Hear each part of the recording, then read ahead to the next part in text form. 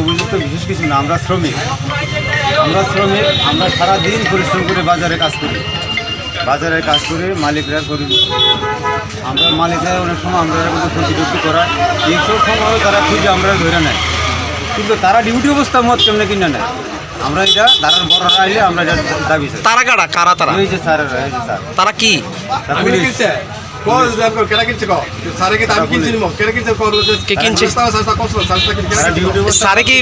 সারে কাউন্টার থেকে কিনছে গিয়ে সেটা স্যারের স্টাফ পড়াইছে, আমরা ধরছি কার লেগে স্যারের লেগে